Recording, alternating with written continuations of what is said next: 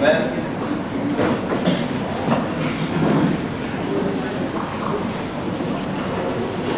Daniel 1, le verset 8.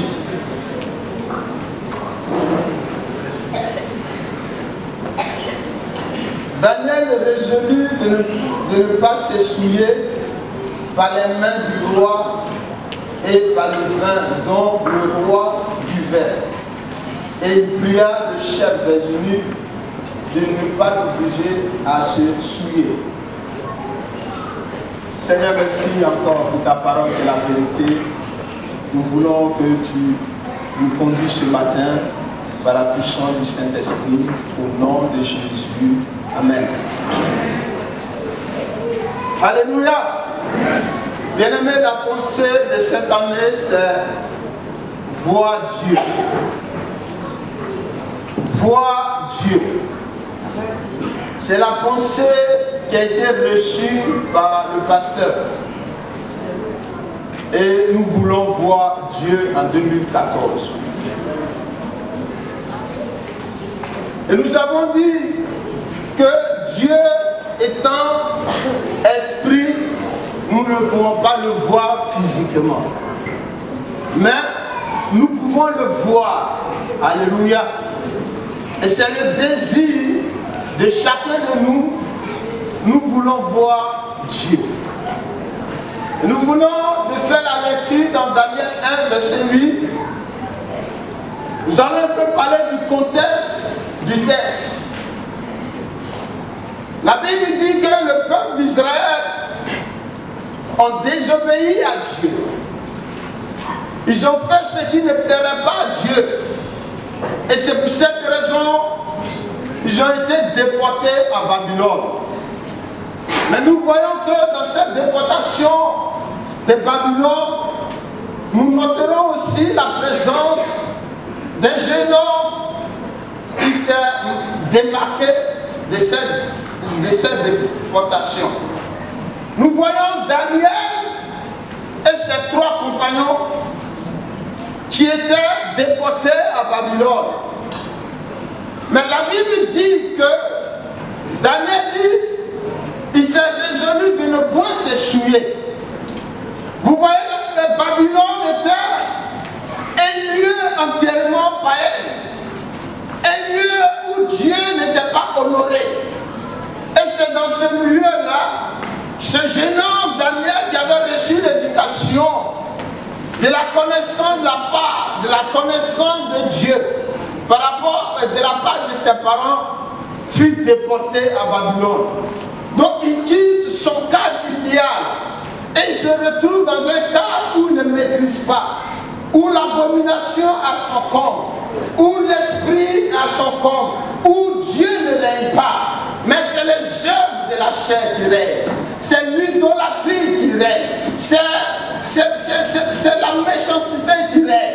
Mais la Bible dit que Daniel résolut. C'est pour cette raison la pensée de ce matin.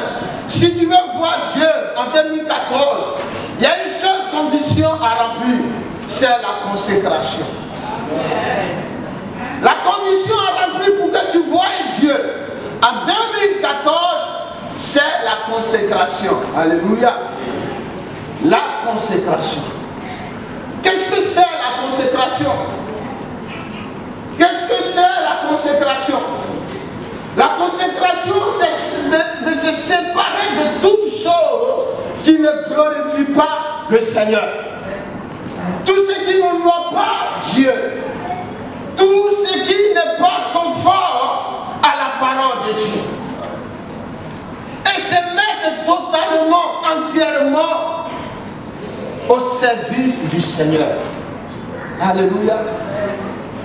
Vous voyez pourquoi j'ai dit Daniel était consacré à l'Éternel. Parce que la Bible dit Daniel résolut de ne point se souiller. Daniel dit non, je ne peux pas me souiller avec les mains, avec la nourriture qui était réservée aux idolâtres. Mais moi, je vais me mettre entièrement à Dieu.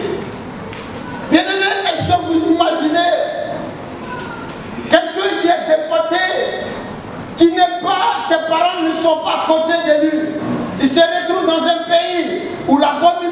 à son comble, où il est même sur le point d'être lapidé, ou bien il est même sur le point d'être jeté dans la fosse au lion, ou il est sur le point même d'être banni, il s'est résolu de ne point s'essouiller. Bien-aimés, nous sommes en France. Nous sommes venus en France.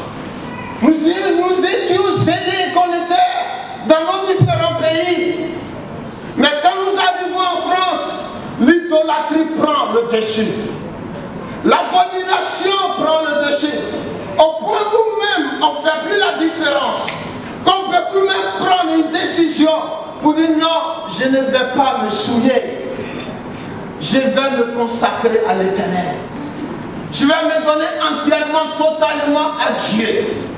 Je vais laisser ma vie être dirigée par le Seigneur. La consécration, c'est un engagement personnel à celui à qui nous avons mis notre foi. C'est un engagement personnel. Je sais que ma foi est bâtie sur le roc et je regarde à l'Éternel. Alléluia. Alléluia. La consécration, c'est cela. Et quand nous voyons la vie de Daniel, Daniel s'est consacré au Seigneur. Il s'est résolu de ne point se souiller. Il s'est résolu de ne point se souiller. De ne pas prendre les feux étrangers. De ne pas se confondre avec le monde où il vit. Il dit une distinction, une différence. Mais pourquoi se consacrer? Pourquoi tu dois te consacrer au Seigneur? Quand nous lisons Daniel, nous disons que Daniel s'est consacré au Seigneur. Pourquoi Daniel se consacre au Dieu puissant? Parce que Daniel avait déjà reçu l'éducation. Il avait déjà réalisé, il avait déjà contemplé, l'amour de Dieu dans sa vie. De génération en génération, on parlait de Dieu d'Abraham, on parlait de Dieu d'Isaac, et on parlait de Dieu de Jacob. Il connaissait l'amour de Dieu. Il savait qu'à cause de l'amour de Dieu, il faille, quel que soit, même s'il doit mourir, non, il ne peut pas bafouiller l'amour de Dieu qu'il a afin de se souiller. Daniel réalisait que l'amour de Dieu était fort pour lui. Donc il ne voulait pas en un mot frustrer Dieu, il ne voulait pas décevoir Dieu. Mais nous, vous et moi, pourquoi nous devons nous consacrer? Est-ce qu'aujourd'hui nous sommes à Babylone? Est-ce que le roi Nabuchodonosor est là? Est-ce que nous sommes prêts? Est-ce qu'on va nous jeter dans la fosse au lion? Non, non, non, je ne crois pas. Mais pourquoi tu dois te consacrer? Tu dois te consacrer à cause de l'amour de Christ. Parce que la Bible dit que Christ a tout payé pour toi. Christ est mort à la croix de Golgotha pour toi. Toi qui étais sur la domination du péché, toi qui étais contrôlé par Satan et ses jeux, la Bible dit que Christ est apparu pour détruire les jeux de l'ennemi. Christ est apparu pour te libérer du pouvoir du péché. Christ est apparu pour changer ta vie. On n'est plus sous la domination du péché. Parce que Christ, par son sang, nous sanctifie. Christ, par son sang, nous purifie. Et nous sommes maintenant libérés. Alléluia. Nous sommes maintenant libérés. Alléluia. La Bible dit dans Jean 8, verset 30 et 38. Si réellement le Christ vous a franchi, vous serez réellement libre. Bien-aimé, es-tu libre? Le sang de Jésus qui a versé pour toi, est-ce que réellement est versé pour toi? Est-ce que réellement tu es libre? Bien-aimé, si tu es libre, bénis le Seigneur. Mais tu dois te consacrer pour l'amour du Seigneur. Pour l'amour du Christ. Alléluia. Bien-aimé, consacrons-nous à cause de l'amour du Seigneur. On peut se consacrer. Il y a aussi cette pensée de fidélité au Seigneur. Nous devons être fidèles au Seigneur. À cause de ce qu'il a fait pour nous. À cause du sacrifice vivant. Aujourd'hui, c'est difficile la consécration. C'est difficile. Alléluia. Pourquoi se consacrer? C'est pour avoir une vie de sainteté. C'est pour avoir une vie de sainteté, une vie de pureté. Pourquoi une vie de sainteté? Parce que Christ même est saint. Jésus-Christ est saint. Et si nous disons que nous sommes chrétiens et que nous sommes enfants de Dieu, nous devons marcher dans la sainteté du Seigneur. La parole dit que si je vis, ce n'est plus moi qui vis, c'est Christ qui vit en moi. L'espérance de la gloire à venir. Nous devons nous consacrer pour que nous ayons une vie de sainteté. Une vie qui glorifie le Seigneur. Une vie qui honore le Seigneur.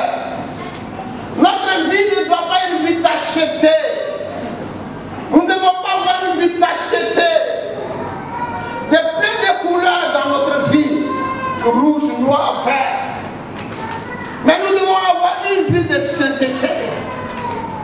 Une vie qui honore le Seigneur. Alléluia. La vie de sainteté nous amène aussi à avoir un bon témoignage. On a un bon témoignage. On a un bon témoignage dans nos familles, à l'église de Dieu. On a une bonne réputation. Quand on dit la sœur tant, oui, c'est une sœur qui aime le Seigneur. Mais quand on dit la sœur tant, elle est dans votre église là-bas. Elle est dans votre église là-bas.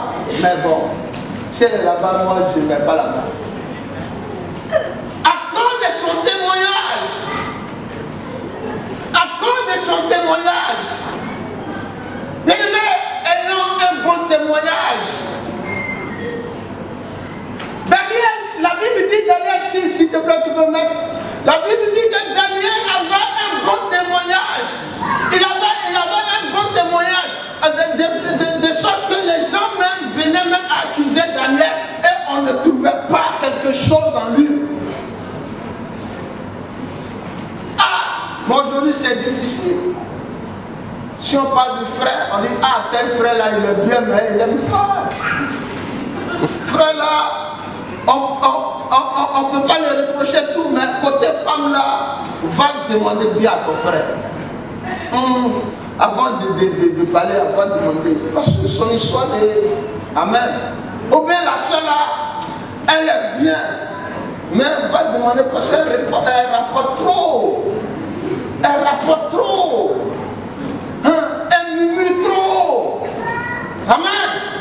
Est-ce qu'on peut acclamer le Seigneur?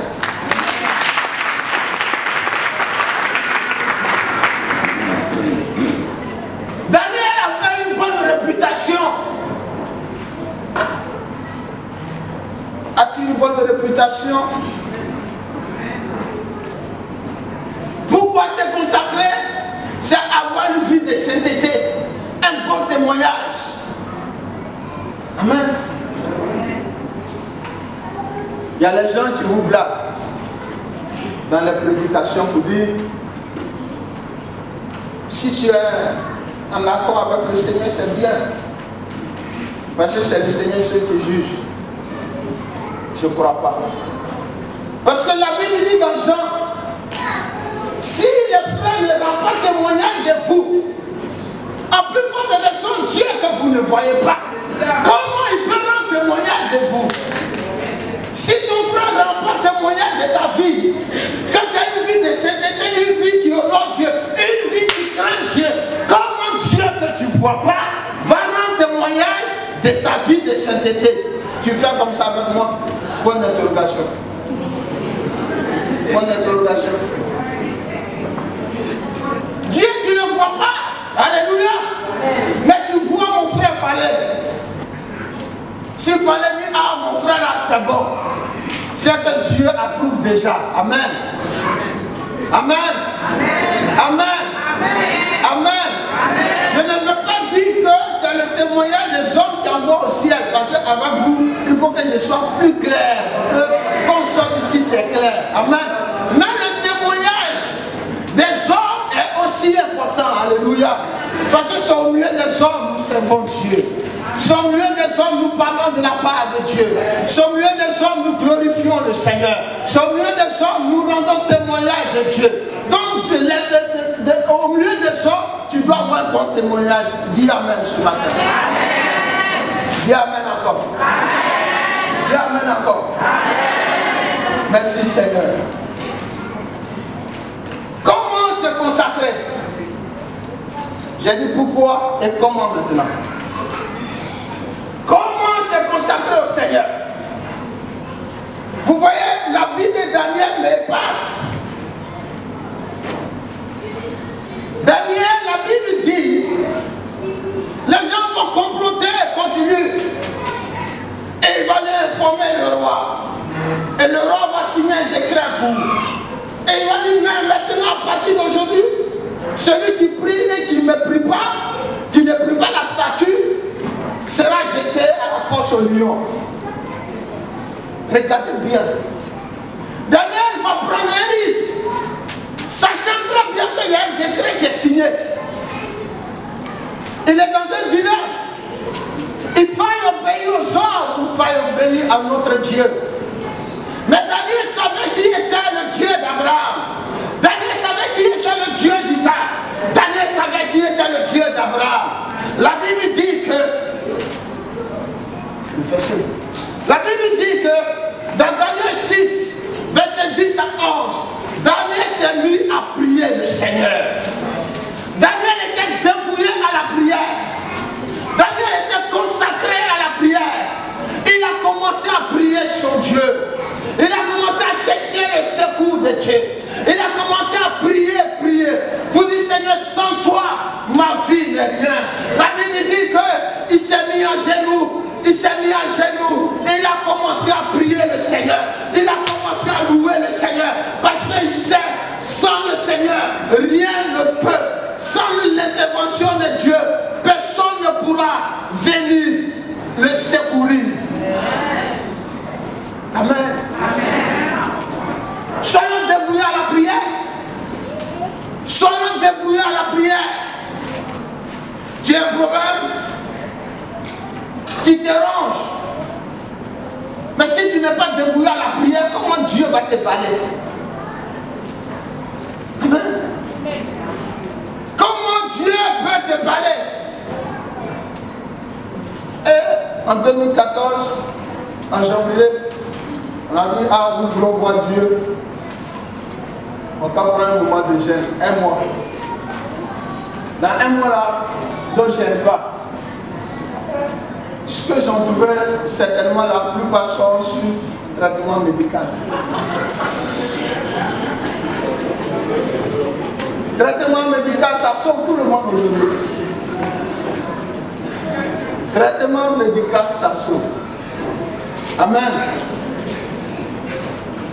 Ou bien je travaille trop. Mon travail est trop physique. C'est bien. Je te respecte. Je suis d'accord avec toi. Mais ton problème, on va rester là. Parce que tu ne te mets pas à genoux pour prier pour ton problème. Tu vas venir prier pour toi. On va se dire la vérité aujourd'hui. Tu vas venir prier pour toi. Tu vas venir ne pas manger pour toi. Non, on va se dire la vérité. Vous pensez que moi, j'ai dit pour Madame Baudouin, je ne mange pas, je vais prier pour elle. Et maintenant, elle-même, elle ne fait rien. Non. Elle-même, elle ne mange pas. Et quand je vais voir ça, je dis, ok, c'est bien, viens, on va batailler ensemble. Alléluia. La Bible dit que Daniel était dévoué à la prière. Daniel n'était pas dévoué à critiquer les gens. Daniel n'était pas dévoué à insulter les gens. Daniel n'était pas dévoué à faire les choses qui n'ont pas Dieu. Mais il était au pied du Seigneur. Il parlait à son Dieu. Il parlait à son Dieu. Oh, il dit Dieu, il y a quelqu'un, le roi qui dit, moi, il faut que j'adore sa statue. Oh, tu as dit dans ta parole que lui ne se prosterne devant une statue créée par les mains de l'homme. C'est toi le créateur. Ça, devant toi, moi je dois adorer. C'est toi que je dois adorer. C'est toi que je dois louer. Alléluia. Soyons dévoués à la prière. Soyons dévoués à la prière. Et nous, on a trop de problèmes. Et si tu ne pries pas, ça va être difficile. Amen. Bien aimé, quand on prie, on est léger. Tu as un sommeil court. Mais tu manges sans foutu, placardé, tu viens, dès que tu dors, même le Saint-Esprit te réveille, tu es lourd. Tu es lourd. Même quand tu ne manges pas, tu as mangé un peu, dès qu'il fait ça, tu es levé, tu commences à rabâchouiller, tu commences à prier, amen. Parce qu'on est léger, on a envie d'entendre la voix du Seigneur, on est léger, alléluia. Mais c'est le prophète Élisée même qui a dit, Dieu n'est pas dans le bruit, mais il est dans le doux bruit. Dans le doux bruit, amen. Dans le moment de gêne où tu es léger, tu as faim, tu penses que c'est quelqu'un qui vient de tuer, dit non, je suis venu t'apporter la consolation, je suis venu t'apporter la guérison, je suis venu t'apporter la restauration, je suis venu t'apporter la promotion, je suis venu t'apporter la guérison, je suis venu t'apporter l'élévation, je suis venu t'apporter la restauration. Mais ceux qui mangent beaucoup, ils n'aiment pas là. Ceux qui voient les sorciers, oh on veut me tuer, c'est toi, on veut toujours tuer. Parce qu'ils sont remplis de plombs.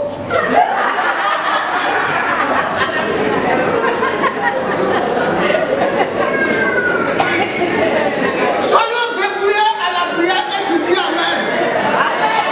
Soyons dévoués à la prière et tu dis amen. Alléluia. Bien-aimés, si nous ne sommes pas dévoués à la prière, ton mari ne va pas changer. Tu es là en train de l'engueuler pour dire change. C'est pas par la bouche on change. C'est pas manger à ticket. C'est se mettre devant la prière et Dieu change. Mais c'est Dieu qui change. Le prophète Zacharie dit ce n'est ni par la force, ni par l'intelligence, mais c'est par mon esprit. C'est Dieu par son esprit qui change l'homme. Amen. Soyons dévoués à la prière. Tu veux un changement dans ton foyer, mais tu deviens un refus. Mon mari est comme ça. Mais tu penses que celui que tu appelles pour lui dire, il est content que ton foyer soit. Comment on appelle? Hein? Non, pas détruit. Non, embrouillé. Puis il est content que ton foyer soit embrouillé. Amen. Quand le mariage c'est dur, d'autres même gagnent. Par exemple, tu as gagné, il faut attraper. Si ça ne va pas, il faut prier. Alléluia. Sois dévoué à la prière. Alléluia. Que Dieu nous bénisse. Que Dieu nous bénisse. Alléluia. Soyez dévoués à la parole de Dieu. Désirons la connaissance de la parole de Dieu. Alléluia. Quand nous prions, quand nous gênons, c'est la parole de Dieu qui nous oriente. Le désir d'obéir à la parole de Dieu. Le désir de se soumettre à la parole de Dieu. Le désir de se laisser diriger par la parole de Dieu. Et David dit dans Psaume 119, verset 5, car ta parole est une lampe à mes pieds. La lumière sur mon sentier. C'est la parole de Dieu qui nous éclaire. C'est la parole de Dieu qui nous oriente. C'est la parole de Dieu qui nous encourage. Aujourd'hui, on a deux phases de chrétiens. Il y a des chrétiens qui sont consacrés réellement à la prière, mais qui sont vides. Ils n'ont pas de parole de Dieu en eux. Parce que pour eux, la prière peut tout faire. Je suis d'accord, mais pas. La prière et la parole de Dieu vont ensemble. Parce que quand Dieu vient te parler en songe, il ne te dit pas tant, il dit, il t'envoie dans la parole de Dieu. il t'envoie dans la parole de Dieu. Il te donne un verset biblique. Et tu dis, ah, en lisant ce verset biblique, Dieu t'éclaire, Dieu t'oriente. Et tu dis, ah, réellement Dieu m'a parlé. J'ai béni le Seigneur. Il m'a parlé de changer.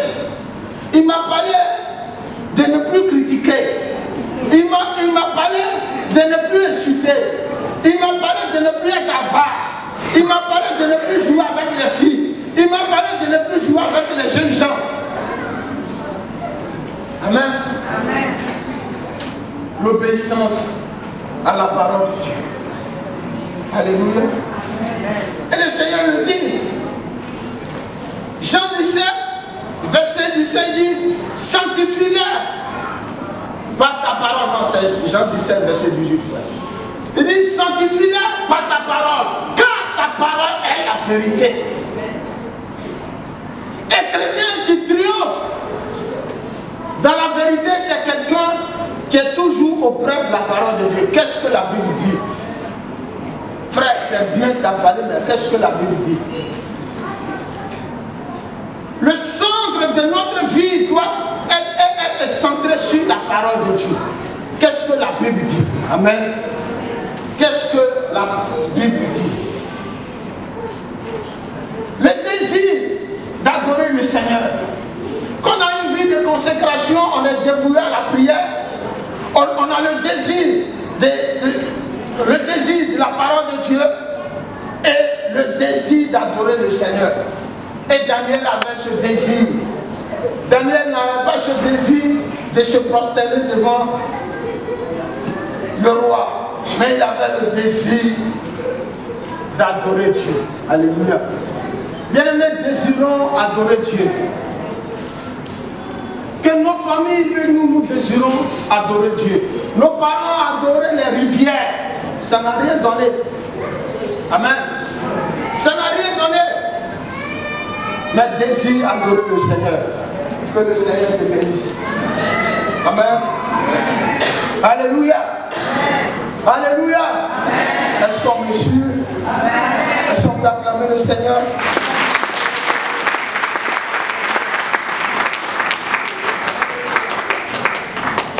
Alléluia. La question à nous poser en sortant d'ici, pourquoi se consacrer à l'Éternel? Je vais parler maintenant du résultat de la consécration du Seigneur. Ce qui doit te motiver à te consacrer au Seigneur. Amen. D'abord, il faut dire que quand on se consacre à l'Éternel, nous voyons Dieu agir dans notre vie. Amen. Quand on se consacre à l'Éternel, on voit Dieu agir dans notre vie. On pourrait me dire, mais le jeune homme a dit qu'on ne pouvait pas voir Dieu physiquement. Comment on va voir Dieu agir dans notre vie? Amen. Tu vas voir Dieu agir dans ta vie par les actes. Alléluia. Tu vas voir Dieu agir dans ta vie par l'intervention. Alléluia.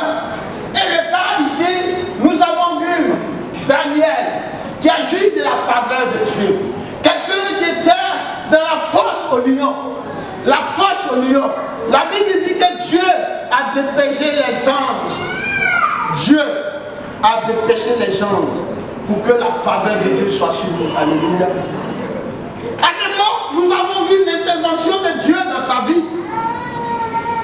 Nous avons vu la grâce de Dieu dans la vie de Daniel. La délivrance a opéré.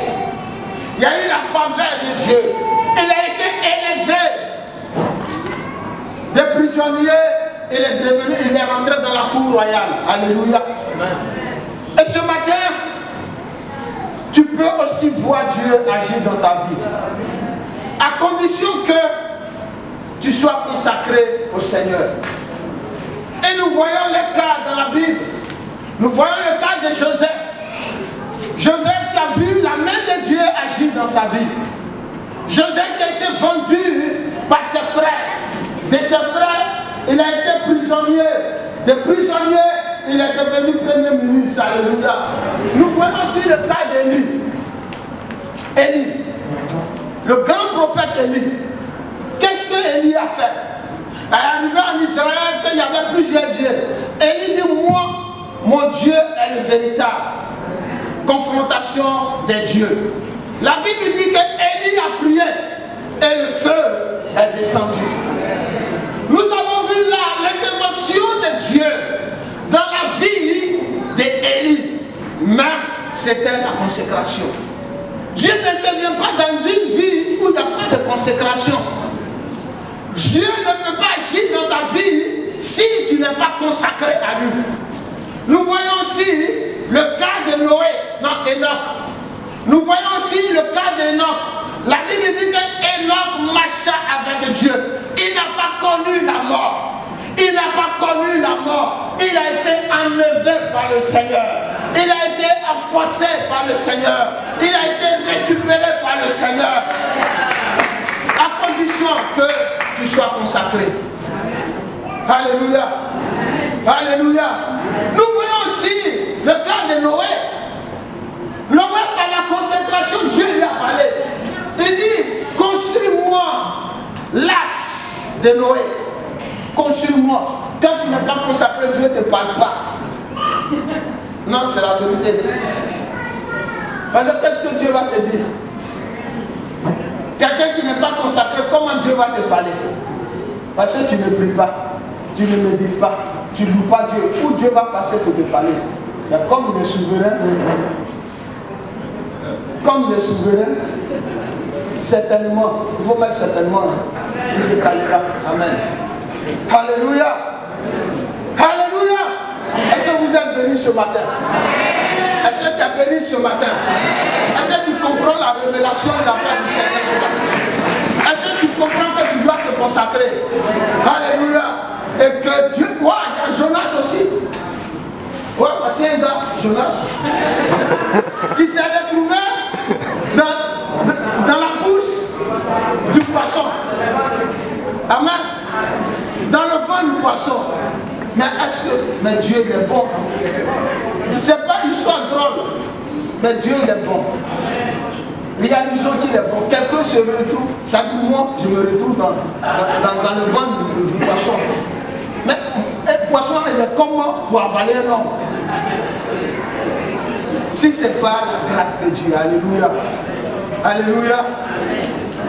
Alléluia. Bien-aimé, tu veux se consacrer ce matin aussi. Tu veux se consacrer à l'Éternel. Tu veux voir Dieu en 2014. Ok, c'est bien. Mais tu veux remplir la condition maintenant. Tu veux remplir la condition. Tu veux remplir la condition. Alléluia. On va prier ce matin. Parce que Dieu a une armée. Dieu a une armée qui s'élève ce matin. Dieu veut choisir des personnes consacrées, dévouées à la prière, à l'intercession. Dieu veut renouveler ce matin. Dieu veut restaurer ce matin. Dieu veut guérir ce matin. Dieu veut bénir ce matin. Dieu veut changer ce matin. C'est pour cette raison, bien aimé, tu vas te tenir debout avec moi et tu vas chanter. Dieu a une armée qui s'élève. Et il faut chanter de tout ton cœur. Parce que si tu désires la consécration, si tu désires être consacré au Seigneur, si tu désires te donner totalement à ton Dieu, il viendra à toi ce matin. Dieu a une armée.